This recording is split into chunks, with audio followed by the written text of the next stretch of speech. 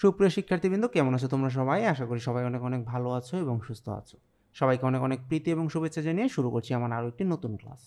তো আমার আজকের এই ক্লাসে আমি কমপ্লিটিং সেন্টেন্স কীভাবে কমপ্লিট করতে হয় সেটি নিয়ে আলোচনা করব। তোমাদের মধ্যে অনেকেই আছো কমপ্লিটিং সেন্টেন্সে ফুল মার্কস গেইন করতে পারো না, তখন দেখা যায় যে তোমাদের A+ পাওয়াতে একটি বাধা হয়ে এটি দাঁড়ায়। তো কমপ্লিটিং সেন্টেন্সে যদি তোমাকে ফুল মার্কস পেতে হয় তাহলে তোমাকে অবশ্যই প্রিভিয়াস ইয়ারের যে বোর্ডের প্রশ্নগুলো রয়েছে এবং টেস্ট পেপারের যে প্রশ্নগুলো রয়েছে সেগুলো অবশ্যই সলভ করতে হবে। তো এই সলভ ক্লাসের পার্ট হিসেবে দেখো, আমি আজকে যশোর বোর্ড 2024 সালে যে প্রশ্নটি এসেছিল সেই প্রশ্নটি তোমাদেরকে সলভ করানোর জন্য বেছে নিয়েছি। তো এখানে লক্ষ্য করো, সবার প্রথমে যেই কমপ্লিটিং সেন্টেন্সটি রয়েছে এ নাম্বারে, দেখো কি বলছে এখানে, the poor man knocked at the door. তার অর্থ হচ্ছে গরিব লোকটি দরজায় কড়া নেড়েছিল। হি কেম টু মি, অর্থাৎ সে আমার কাছে এসেছিল, উইথ এ ভিউ টু, যার অর্থ হচ্ছে উদ্দেশ্যে।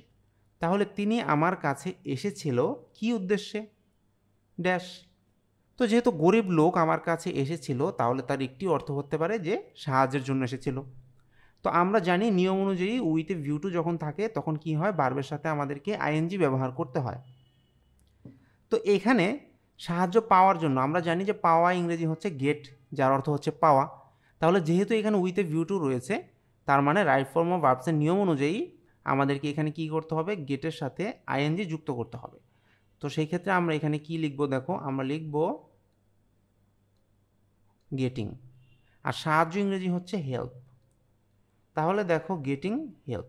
তাহলে এখানে অ্যান্সারটা কি দাঁড়াচ্ছে, হি কেম টু মি, সে আমার কাছে এসেছিল উইথ এ ভিউ টু বা উদ্দেশ্যে, গেটিং হেল্প বা সাহায্য পাওয়ার উদ্দেশ্যে। তারপর বি নাম্বারে দেখো কি বলছে, ম্যানি ইলিটারেট পিপল, অনেক অশিক্ষিত লোক, do not have any knowledge of health, অর্থাৎ অনেক অশিক্ষিত লোকের নাই, কি নাই, অ্যানি নলেজ বা কোনো জ্ঞানই নাই, অফ হেলথ বা স্বাস্থ্য সম্পর্কে। ইফ দে ওয়ার এডুকেটেড, এর অর্থ হচ্ছে যদি তারা শিক্ষিত হতো। তাহলে তুমি চিন্তা করে দেখো যে অনেক অশিক্ষিত লোকের স্বাস্থ্য সম্পর্কে কোনো জ্ঞান বা বুদ্ধি নাই, যদি তারা শিক্ষিত হতো তাহলে কি হতো। এখন তুমি বাংলাতে চিন্তা করো যে তাহলে তারা অবশ্যই বা কি বলা যেতে পারে, যেহেতু তাদের স্বাস্থ্য সম্পর্কে জ্ঞান নাই, তাহলে তারা যদি শিক্ষিত হতো তাহলে অবশ্যই তারা খুব স্বাস্থ্যকর একটি জীবনযাপন করতে পারত। তো তারা ইংরেজি হচ্ছে দে, তাহলে আমরা এখানে লিখব দে। তারা পারত, পারত ইংরেজি হচ্ছে কুড, আমি এখানে কুড বসালাম। দেখো জীবনযাপন করা ইংরেজি হচ্ছে লিড, তাহলে আমরা এখানে লিখব LEAD। তাহলে আমরা লিখলাম দে কুড লিড একটি স্বাস্থ্যকর জীবন, আমরা এখানে লিখব এ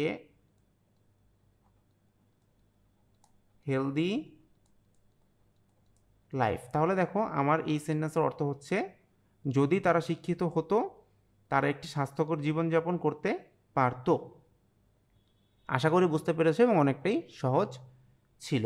জাস্ট একটু তোমাকে খেয়াল করতে হবে, এই পাশে কিন্তু পাস্ট টেন্সে বলা হয়েছে যে যদি তারা শিক্ষিত হতো, তাহলে আমাদেরকেও এই পাশে কী করতে হবে, একটু পাস্ট ইন্ডিকেট করতে হবে, তাহলে তারা হেলদি লাইফ লিড করতে পারতো। Past tense, past tense. C নাম্বারে দেখো কি বলছে, scarcely had the teacher gone out of the room. আমরা জানি যে রাইট ফর্ম অফ ভার্ব পড়ার সময় একটি রুলস রয়েছে, স্কেয়ার্সলি হ্যাড থাকলে কি ব্যবহার করতে হয়, পরবর্তী পার্টে আমাদেরকে হোয়েন ব্যবহার করতে হয়। তো no sooner had, scarcely had, when এর অর্থ বা এগুলোর অর্থ হচ্ছে যেতে না যেতেই, হতে না হতেই, করতে না করতেই, পড়তে না পড়তেই, এই ধরনের। তো scarcely had the teacher gone out of the room, এখানে এর অর্থ কি দাঁড়াচ্ছে, যে শিক্ষক রুমের বাইরে যেতে না যেতেই। তো নিয়ম অনুসারে আমরা এখানে হোয়েন বসিয়ে দিয়েছি। তো শিক্ষক সাধারণত ক্লাস থেকে বের হতে না হতেই তোমরা জানো যে ছাত্ররা কি করে, শোরগোল শুরু করে দেয়। তো আমরা এখানে কি লিখতে পারি, হোয়েন দ্য স্টুডেন্টস, দেখো স্টুডেন্টস বা শিক্ষার্থীরা কি করেছিল, শোরগোল করেছিল। তো আমরা এখানে লিখব মেড, মেকের পাস্ট ফর্ম লিখব মেড, এটিও কিন্তু রাইট ফর্ম অফ ভার্বের নিয়ম অনুযায়ী আমাদেরকে হোয়েনের পরে ভার্বের পাস্ট টেন্স ব্যবহার করতে হবে। কি করেছিল, শোরগোল ইংরেজি হচ্ছে নয়েজ। এটি যদি আমরা লিখে দিতে পারি তাহলেই কিন্তু আমাদের কাজ দেখো হয়ে গিয়েছে। ডি নাম্বারে দেখো বলেছে মাই grand mother lives in a village, তার মানে হচ্ছে আমার দাদিমা একটি গ্রামে বাস করতেন বা বাস করেন, যেহেতু এখানে লিভস আছে তার মানে প্রেজেন্ট টেন্স। যে আমার দাদিমা একটি গ্রামে বাস করেন। ইট ইজ ম্যানি ইয়ার্স, এটা অনেক বছর হয়ে গিয়েছে। সিন্স কি হতে পারে, তুমি বাংলাতে চিন্তা করে দেখো যে এটা অনেক বছর হয়ে গিয়েছে তার সাথে আমার দেখা হয়েছে, তাহলে আমি তাকে দেখেছি। এই ধরনেরও মিনিং কিন্তু আমরা চাইলে এখানে ব্যবহার করতে পারি। যেহেতু দেখো সিন্স রয়েছে, এই সিন্সের একটা রুলস আছে, এইটা আমাদেরকে অবশ্যই কিন্তু মাথায় রাখতে হবে, কারণ এই সিন্সের রুলস বা ফর্মুলা অনেক সময় পরীক্ষার হলে চলে আসে। সেই ফর্মুলাটি হচ্ছে সিন্সের আগে যদি প্রেজেন্ট ইনডিফিনিট থাকে তাহলে সিন্সের পরে আমাদেরকে পাস্ট ইনডিফিনিট ব্যবহার করতে হবে। তো সিন্সের আগে দেখো এখানে প্রেজেন্ট টেন্সই রয়েছে, কারণ রয়েছে ইজ, তাহলে it is many years since, এখন আমি তাকে দেখেছি আই। আর পাস্ট ইনডিফিনিট আমাদেরকে ব্যবহার করতে হবে, তাহলে আমরা এখানে লিখতে পারি স, তারপর আমরা লিখলাম হার, যে এটা অনেক বছর হয়ে গিয়েছে আমি তাকে দেখেছি। এই নিয়মটা অবশ্যই তুমি মনে রাখার চেষ্টা করবে। ই নাম্বারে লক্ষ্য করো কি বলেছে, trees are very important for our existence on earth. আর এক্সিস্টেন্স দিয়ে দেখো কি বোঝায়, এক্সিস্টেন্স মানে হচ্ছে অস্তিত্ব, তাহলে গাছপালা খুবই গুরুত্বপূর্ণ ফর আওয়ার এক্সিস্টেন্স বা আমাদের অস্তিত্বের জন্য কোথায়, অন আর্থ বা পৃথিবীতে। ইট ইজ হাই টাইম মানে হচ্ছে এটি উপযুক্ত সময় কি করার জন্য, তুমি চিন্তা করে দেখো, যেহেতু গাছপালা অনেক গুরুত্বপূর্ণ তাহলে গাছপালা লাগানোর জন্যই এটি অনেক গুরুত্বপূর্ণ সময় বা গাছপালা লাগানোর এটি উপযুক্ত সময়, এই ধরনের একটি মিনিং হচ্ছে। তাহলে আমরা কি লিখবো, যে ইট ইজ হাই টাইম লিখতে পারি উই বা আমরা।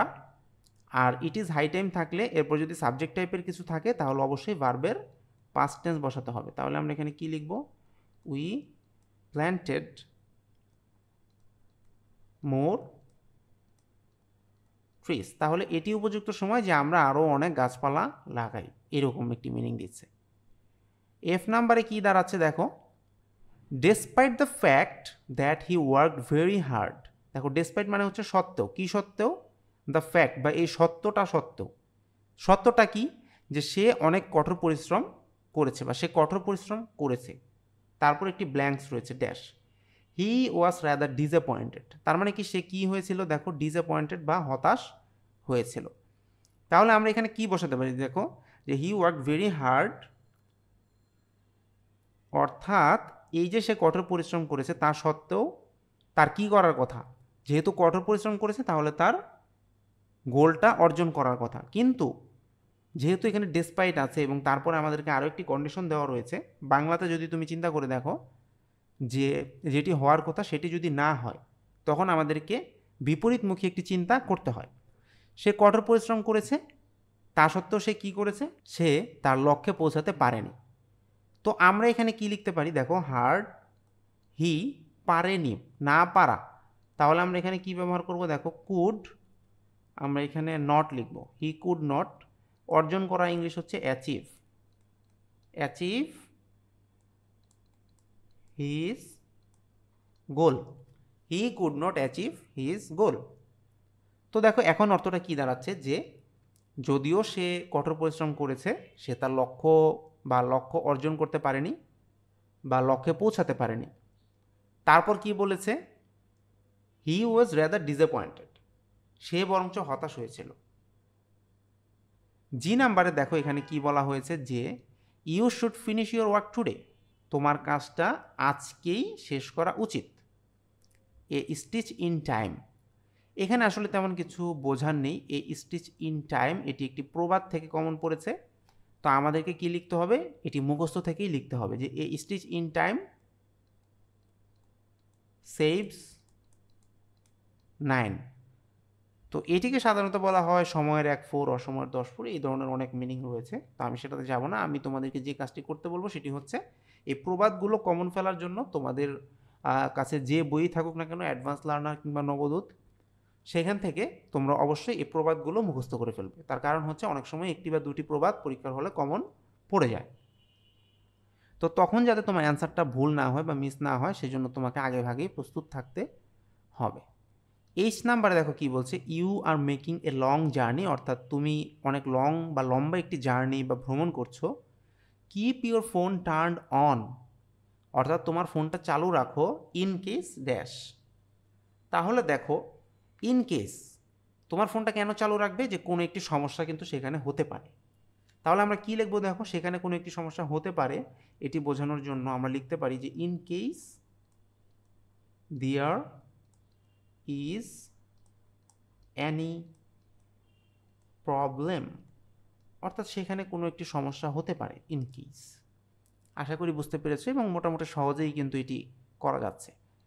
আই নাম্বারটা আসো সলভ করি। My friend is going to the USA, অর্থাৎ আমার বন্ধু ইউএসএতে যাচ্ছে। আই উইশ, অর্থাৎ ইস, যেহেতু আমার বন্ধু ইউএসএ যাচ্ছে, আমরা বাংলাতে হলে কি করতাম, যে যদি আমিও যেতে পারতাম, এই ধরনের একটি মিনিং হয়। তো আমরা তাহলে এখানে কি লিখবো, আই উইশ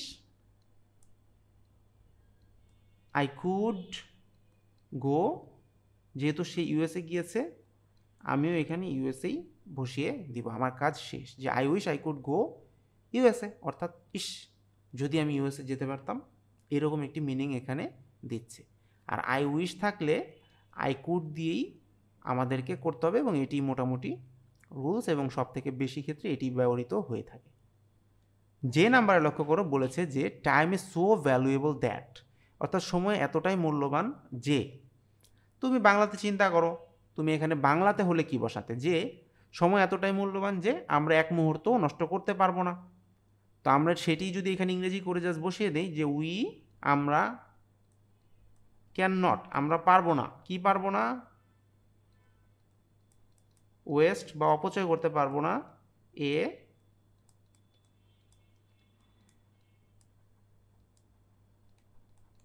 সিঙ্গেল মোমেন্ট, বা একটি একক মুহূর্ত আমরা কি করতে পারবো না, নষ্ট করতে পারবো না, তাই না? তো দেখো এইখানে যে প্রশ্নগুলো ছিল এগুলো কিন্তু আমরা মোটামুটি সহজেই সলভ করতে পেরেছি। জাস্ট তোমাকে বাংলাটা বুঝতে হবে যে প্রশ্নতে কি বলা হয়েছে এবং সেই অনুযায়ী তোমাকে অ্যান্সার বের করতে হবে এবং গ্রামারটা একটু বুঝতে হবে, রাইট ফর্ম অফ ভার্বসের যে রুলসগুলো রয়েছে সেগুলো একটু বুঝতে হবে, তাহলে তুমি খুব সহজেই কিন্তু এগুলো সলভ করতে পারবে। তো আজকের মতো এ পর্যন্তই। সবাই ভালো থাকো, সুস্থ থাকো, ইংলিশ গ্রামার প্র্যাকটিস করতে থাকো। কথা হবে নতুন কোনো ভিডিওতে। Till then, thanks for watching, bye by.